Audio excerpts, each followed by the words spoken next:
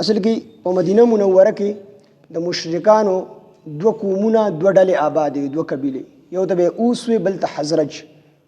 دا د مشرکانو ډلې وي او د دوی به همیش لپاره د یو بل سره جګړې کېدې، جنګونه به کېدل.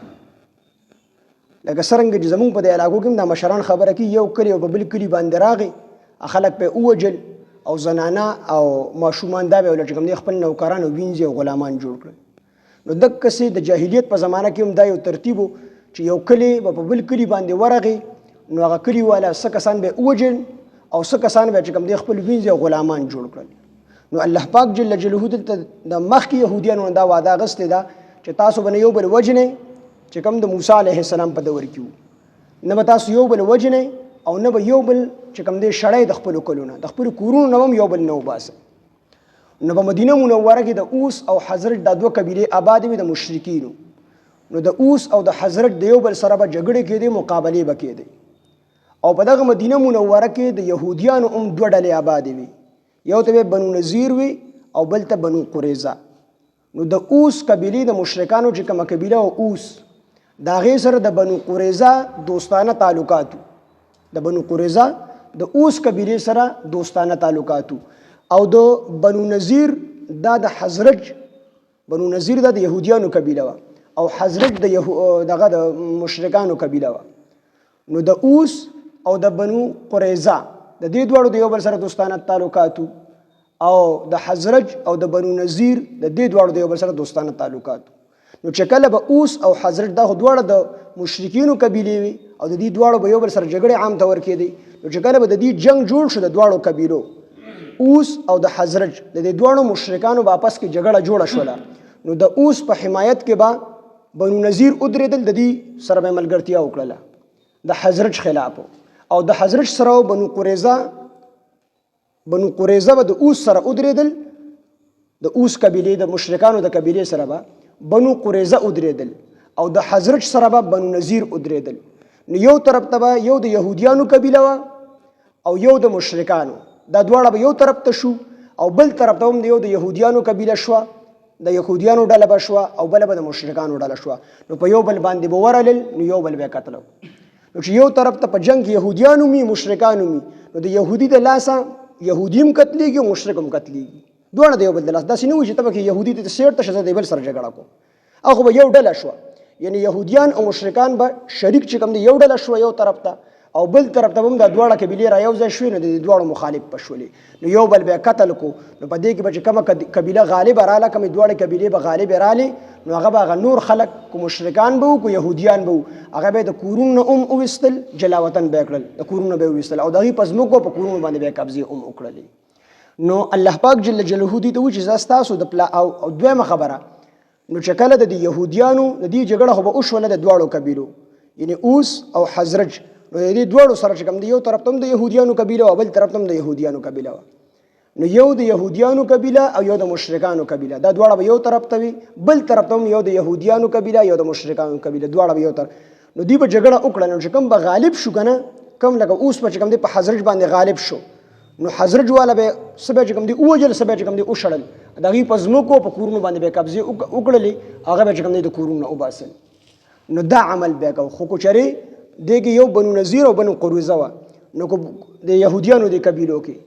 نو دوی به د دې مشرکانو سره ملګري شو، د خپل یهودیان به ورسره هم وویستل د کورونو نه. خو که چېرته د دې د یهودیان به یې قید کړل که نه، قید به یې کړل، نو دوی به بیا پیسې ورکړې او خپل یهودي به په پیسو باندې رازاد کو. نو دې ته چې خلکو به دې تپوس وکړو چې دا تاسو د خپل په جنګ کې مخالف یې، لکه بنو نذیر او بنو قریظه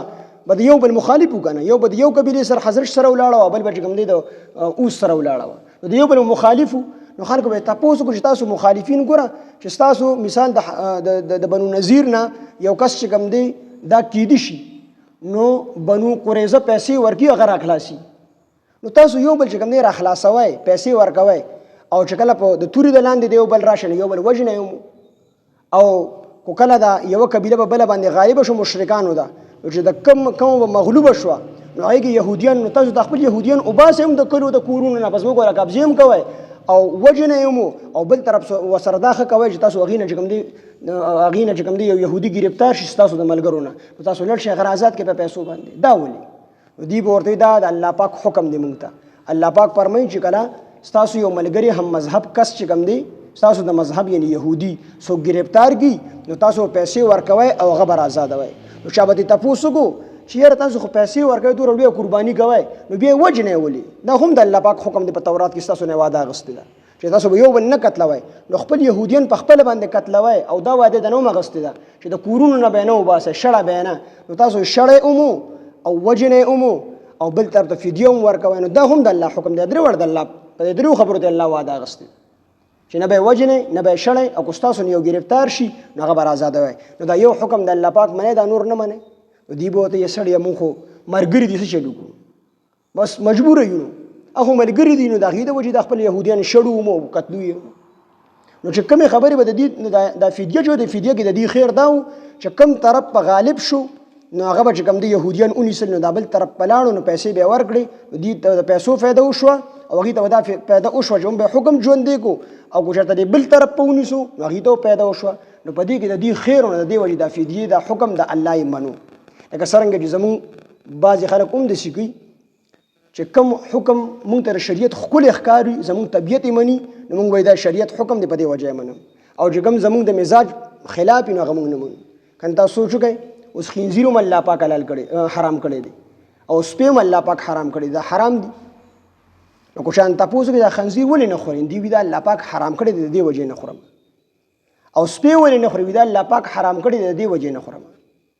نو چې بیا ته تپوس وکړي چې دا سود او رشوت خو هم الله حرام کړی دا ولې خوري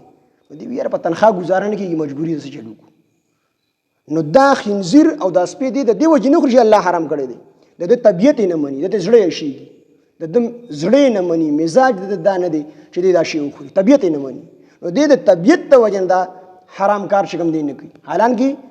که د الله د حکم د وجې نه کولی نو بیا خو بیا رشوت هم نه اخیستو سود بیا هم نه اخیستو. نو دقه شان یهودیان وو چې دا فدیې دا چې کوم دی د مزاج مطابق وه نو دا به یې ورکوله او قتل خپلو کې قتلولو او یو بل د کورونو نه ایستل دا د دوی د مزاج مخالف وي نو دا خبرې بیا چې کوم دی نه کولې.